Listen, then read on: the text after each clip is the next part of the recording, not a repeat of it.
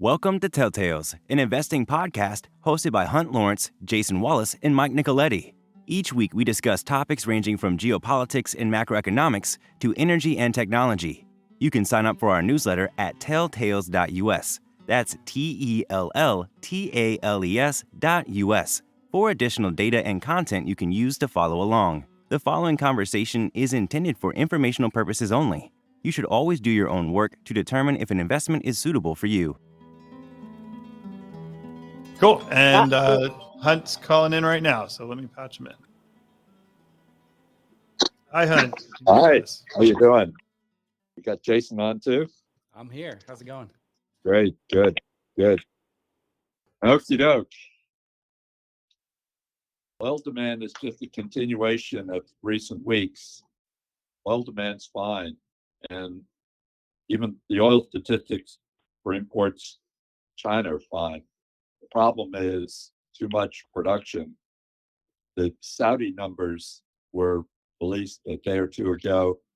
They're down under 9 million barrels a day. They're like at 8.7 or 8.8 as compared to the 24 estimate here at 9.3. The whole market depends on the Saudis being willing to continue to have lower production. Hopefully that holds together. So it's really a supply problem, not a demand problem. And West Texas Intermediates, in kind of 73, 74 range, hopefully it'll stay there. But it's really important for the Saudis to not change their mind and decide that, if Russia produces too much or U.S. production continues to go up, that they'll just, put more oil on the water. That would cause a much lower oil price. So it's holding together and hopefully will continue. The story with natural gas is the same.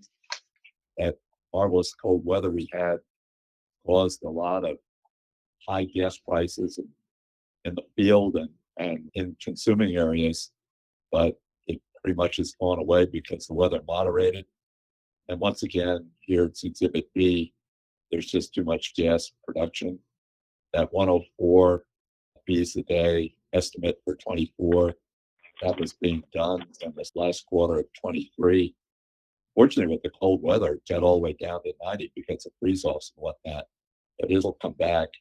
The other discouraging thing is that LNG at 15 estimate for this year, that's a good number. And it'll build over the next few years to 26 or 27. But the Biden administration is making a decision to discourage new capacity after that, under the theory that building 20, 30-year assets for fossil fuels is not a good idea. It would be helpful if someone else were president, but after, if the Republican Party's going to line up around Trump, I think from an investment point of view, there's a better and even chance that we'll have 4 more years of Joe Biden.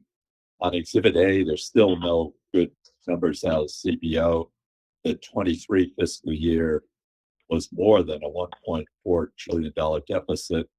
I think there's some good news here. It's very hard now to get expenditures, whether it's Ukraine or Israel or other things, through the Senate or through the House. And so I think the overspending that happened during COVID, where, as you can see, 20 and 21, the deficit got up to $3 trillion. I think people are learning that we can't do that. Now, without reform of the mandatory program, Social Security, Medicare, Medicaid, you probably can't make a big dent in that deficit, but hopefully the deficit will flatten out. The announcements say the deficit for 23, which ended last September 30, was as high as 2. I don't think that's right. I think it was higher than the 1.4 that's here, maybe 1.6. I think the best we can hope for is to have that kind of flatten out. So at least the debt as a percentage of GNP flattens out. With that, we have a kind of an organizing theme this week. We pick up on page 4, which is a page, for those who don't have the material in front of you, is Netflix, Walt Disney, Amazon, and Meta. And basically the theme is, affects us all as consumers of content, but how is it going to work out? Netflix had very good results and a lot of clients, but most of the clients in overseas locations that are much less revenue per customer, but they're doing fine. Disney, of course, has got a proxy fight going on, two different parties who want to add members to the board. Amazon seems to have tightened up considerably and be on the upswing. We've talked about that in prior Wednesdays. Meta, with that huge base of 3 billion users, seems to be coming back. I don't know whether it's all cost cutting or whether they will have growth in revenue. But with that, if you had to pick a winner, Jason, from these four, I know we went through that a few weeks ago. I believe you picked Disney based on what you've seen after the couple of weeks after that, when you still, from an investment point of view, think Disney was the best bet of these four companies for 24. Did you pick Disney, Mike? I think I picked Meta on this one. I don't worry. I have the records here. Jason picked Meta and Hunt and I picked Amazon. Oh, okay. So there was no one to pick Disney. Do you think there's, I mean, part of the proxy fight, trying to add Disney directors, is for them to give up streaming. At this point, Jason, Mike, do you think that's a feasible strategy, or just be a content company, or have you got to, given the fact you get all that cash flow from ESPN, have you just got to continue to invest in streaming? I have a theory. I don't know, Jason, and I have directly talked about this. I think that in general, what the market needs is an aggregator of all these streaming platforms. I think Disney doesn't have the technical capabilities, or the business is not well centered around being an aggregator. So I think they're best off to partner with somebody. And then if you're going to go through the list of who are they most likely to partner with, it's pretty obvious that would be Apple. And Apple has big ambitions in the space. They have kind of aligned cultural values. So I think it's likely that they do a deal with Apple that involves maybe expanded streaming. Maybe they keep their streaming platform alive, but I think that they're going to end up licensing more of their content to others for the purposes of aggregation, and thereby maximizing the value of the content they produce. I don't disagree. I think they would have been better off licensing the content and not building their streaming service. I might not agree with Apple as the best choice. I think Apple missed an opportunity of building a physical TV. They could have owned all the screens that you interact with. And there was a lot of rumors about that. Instead, they built the TV device. And the traction that they have is not nearly the same as the other companies we're talking about. I think the consumer is at a point where they're spending the maximum amount that they're willing to on all the streaming services combined. I think the normal person the average person is paying probably just as much on streaming subscriptions as they were a cable bundle, a decade ago. So I think there has to be some consolidation here, and Netflix sure seems like they're the winner so far.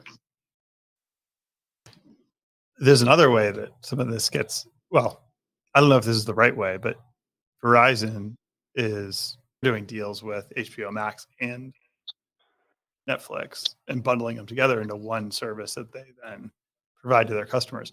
That provides the bundling effect, which is, if you look back in the story of cable, what's really fantastic about it is that it took a lot of coordination among everyone to make it work.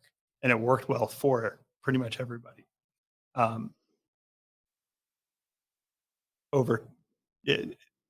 think people underestimated how great that was, and what the reason that all these traditional media companies got into streaming is they looked at the earnings multiple that Netflix was rewarded with and said, "Hey, I want that too." And the reality is, you don't put a tech multiple on a non-tech business.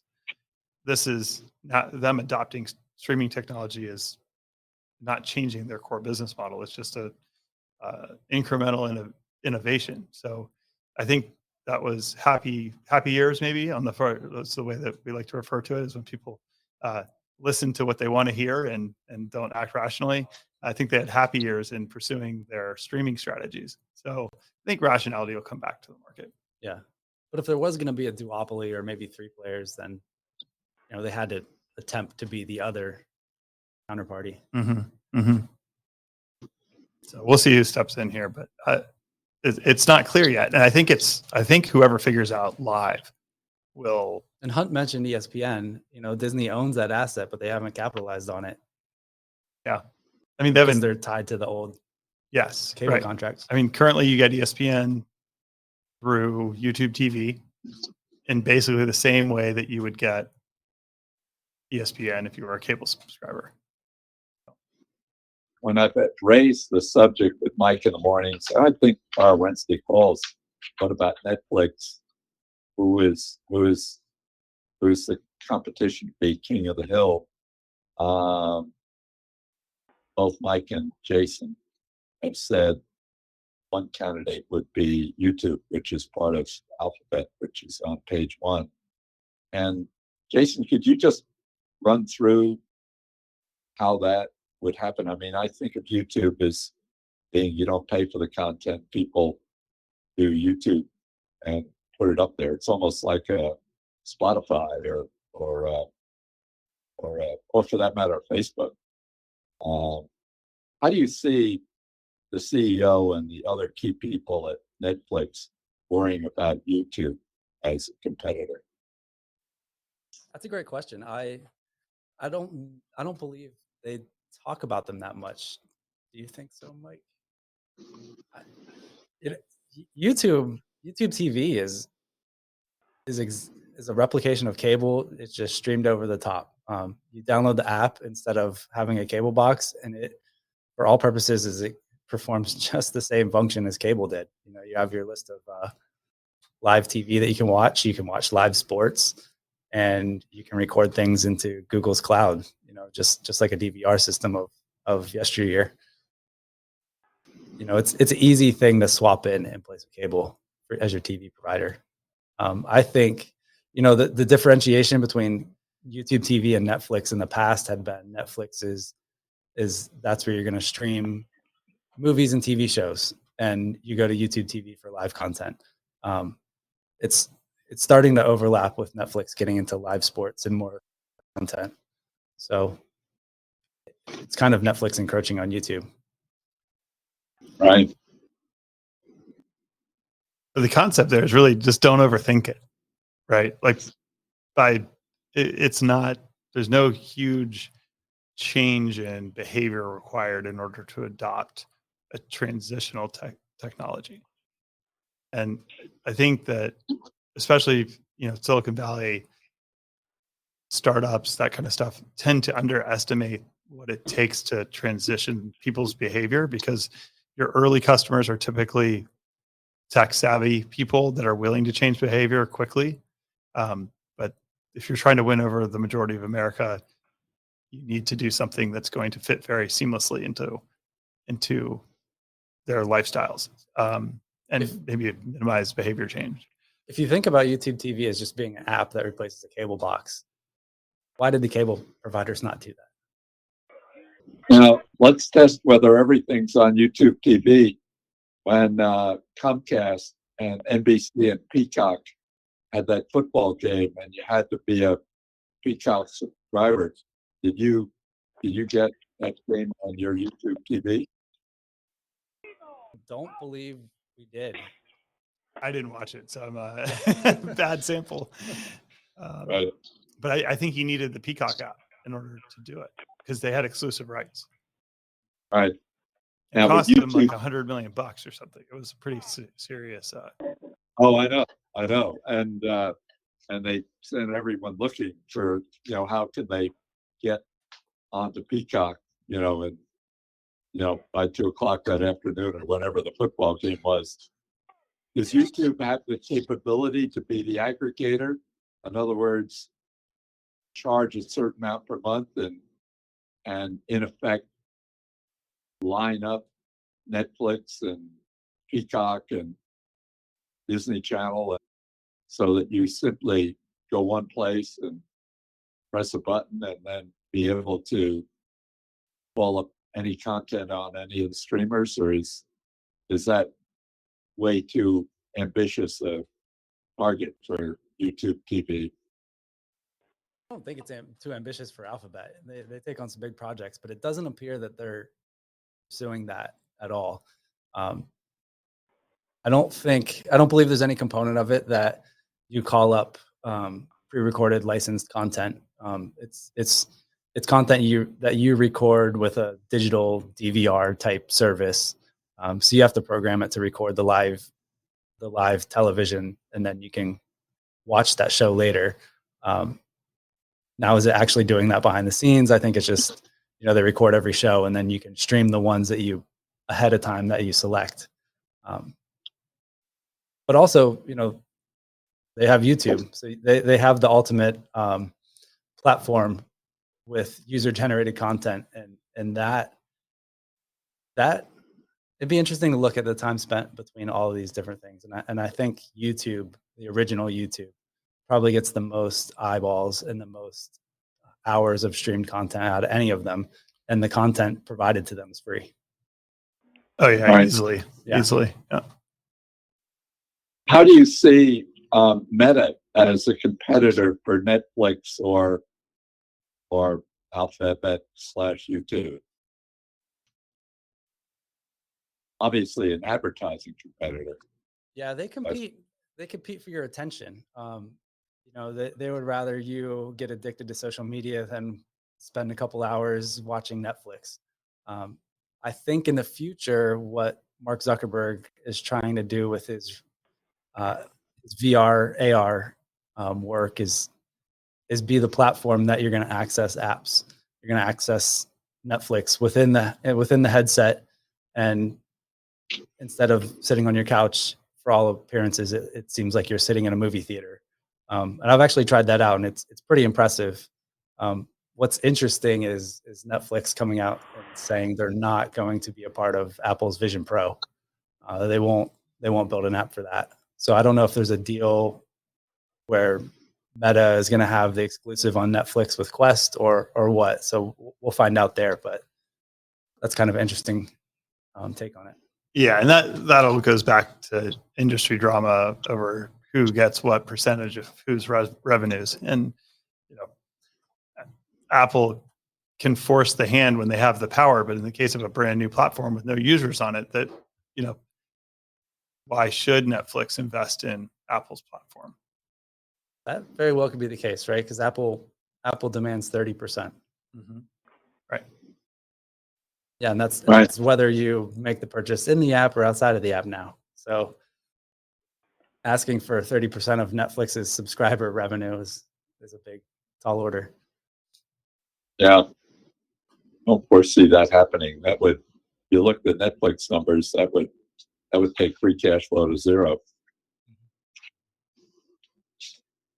Anything remarkable about AT&T, Verizon, T-Mobile? Obviously, T-Mobile and I guess Verizon with their fixed-base wireless has been a bit of a problem for Charter and Comcast. What else do you see going on in those three mobile service providers? The big thing has been a reduction in CapEx, and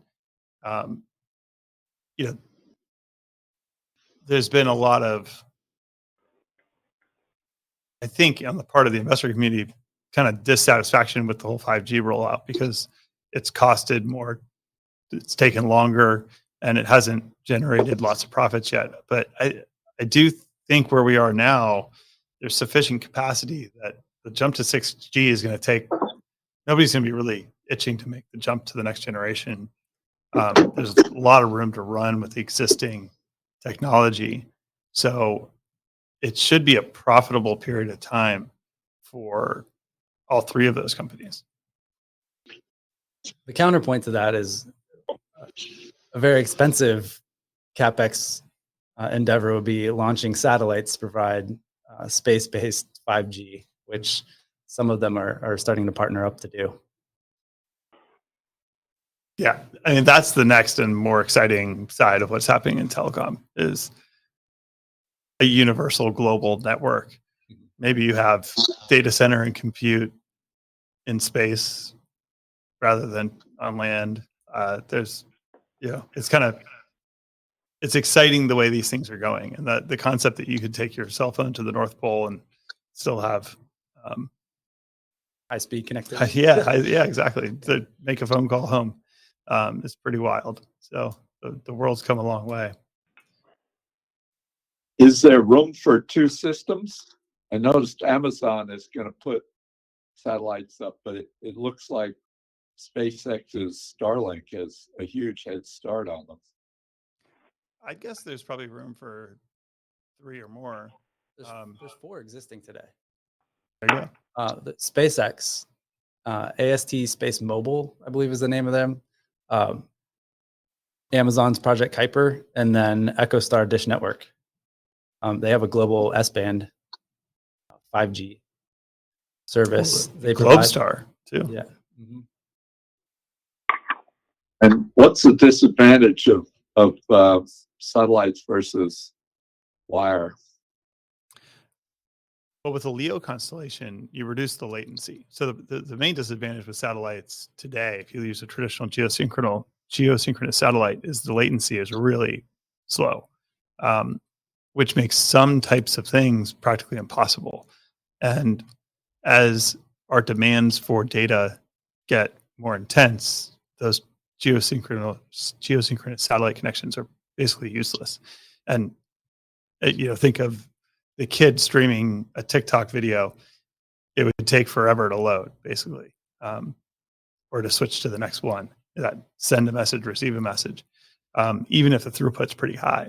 So going to a LEO constellation makes these much more usable from a performance perspective, and cost-wise, that it's much cheaper to launch these smaller satellites because of SpaceX. It used to be that the only thing that would make sense was a geosynchronous satellite because the economics of launch required you're going to, you're talking about a $300 million plus project, and in order to justify it all, you'd have to have so many additional satellites, and the cost of the launch would end up eclipsing the cost of the satellites in the case of a LEO constellation. So really, we can thank SpaceX for the ability to launch all these constellations at an economic price point. We've got 5 minutes left, having spent a fair amount of time on this subject. Any news events on software or chips or biotech that's worth pointing out as compared to last week?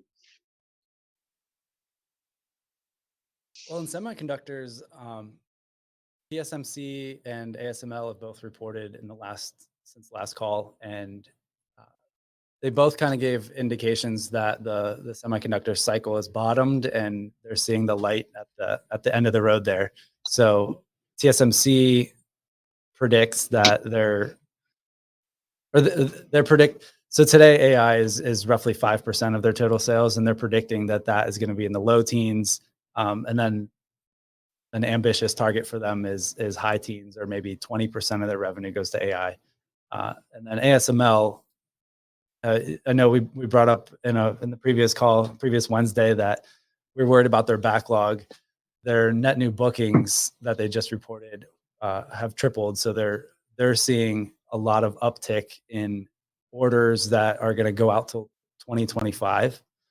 So one stat that they brought up in their call is there's 20 new fabs that they're working with that are under construction today.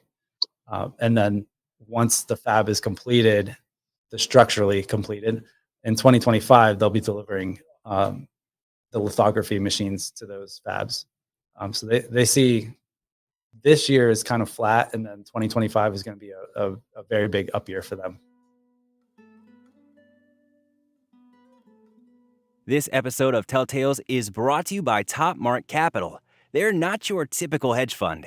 They use a blend of best practices from value investing, venture capital, and private equity, which gives them a unique perspective on market dynamics. And the results truly speak for themselves. So, if you're a qualified investor who's looking for an innovative, emerging manager, visit topmarkcapital.com to learn more. This is not an offer to sell or a recommendation to purchase or a solicitation of an offer to buy any security nor a recommendation for any investment product or service. And now, back to the show. We just have a few minutes left, but there's been kind of we don't cover it, but there's been an uptick in memory chips or demand for memory chips that are connected to data centers to have AI, have the capacity to handle large language models. But I guess the principal participant in that has been Hynix, our Korean company. So it's been a bit of a specialization in the memory chip business. That's right. Yeah, the thing in demand is high bandwidth memory, and that's what's required for these AI chips. And you're right that SK Hynix has been the leader in that. And I think Micron traditionally had been a big player in that market, but we'll have to go back and look. But it seems like they're getting left behind currently. Yeah, they only have about 9% of the high bandwidth memory market. SK Hynix has, I think, over 50% of it. Yeah. And memory is very cyclical as well. So what we're seeing now is the uptick in that cycle. It seems like memory bottomed a little earlier for the producers that were doing HBM because there's so much demand for HBM. Mm-hmm. Couple of minutes left. News in biotech. It's very early stage. But Eli Lilly put out a press release again for a genetic therapy, a gene therapy, and in this case, they were curing a condition for hearing loss in children, a genetic condition that caused hearing loss. I think they only dosed 2 children so far, but the first child at 30 days after receiving the treatment had full restoration of their hearing. So it's interesting that now gene therapies are starting to make it to the finish line and kind of in a new era where we're going to cure genetic disease. Would this be a situation where, Jason, where you actually have to pull the pull material out of the body and adjust it and put it back in, or will there be gene therapy where you swallow a pill or something gets injected? I want to say that this one was in vivo. It was an injection. It's delivered. The gene therapy is delivered through a viral vector. So it's a virus engineered to make the edits to your DNA. So the future could be in vivo, but the danger there is and why the first treatment was they're pulling cells out of your body, editing them and implanting them is you can test how the gene edits went. You're making sure that you're not putting improperly edited cells back into the body. So I think there's a lot of research on in vivo gene editing going on right now. I think maybe it's further off than the market expects due to the complications that could arise. So if something went wrong, you can't just discard that cell and implant another cluster of cells. You've already made that change in the body. Right. But by pulling the material out, you're creating quite a lengthier process for the patient. Absolutely. Also, probably quite a lot more expensive as well. Definitely. Both the added discomfort and expense is you get the safety profile. Yeah. Good. Trade-offs. Anything else to add, Mike, before we ring off for another week? No, I think that wraps up pretty good. The only thing I'd add, and Mike and I were talking about it this morning, is that if we get a Trump-Biden rematch, the impact from an investment point of view, I think without taking sides, from an investment point of view, the three of us and everyone who listens in real time or on the podcast should make investment decisions based on 4 more years of the Biden administration. If it comes out differently, then, we can adjust. But at this moment, sitting, 9 months from the election, I think that is the right outcome to assume when you're trying to decide whether to add to a position that you have or sell something that you think is run too far or sell half. I think the right working assumption is 4 more years of Biden. And I don't think that assumption is going to change too much.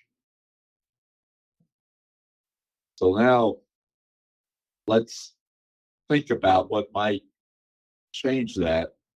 I suppose would be a health issue for Joe Biden, which would make him disabled and not able to serve 4 more years. But I think that the right working assumption is 4 more years of the Biden administration. Now, that has impacts. You take the net price of natural gas, Biden administration is pretty firmly moving to not do any more permitting for incremental LNG plants past ones that are under construction. That is not good for the price of natural gas 4, 5, 6 years from now. We're spending a lot of time in these Wednesday calls on chips and software and equipment to make the chips like ASML. It probably means continued stress on trying to not export technology that could be used for military purposes to China. And so it's not necessarily good news for ASML or other chip equipment manufacturers, probably not good news for NVIDIA or AMD or anyone in the chip business. So this is one of the things that we all have to deal with from a macro point of view. And with that, we'll talk next Wednesday. Everyone stay well and be healthy. And please, in the interim, you can email into Mike or Jason or Diane questions, and we'll do our best to cover those subjects based on those emails. And we'll be on again next week. Take care.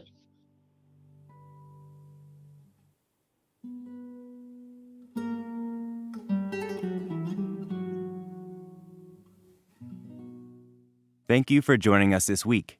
Please tune in again next week as we will be back on Wednesday. As a reminder, nothing on this podcast should be considered investment advice. You should always do your own work to determine if an investment is suitable for you.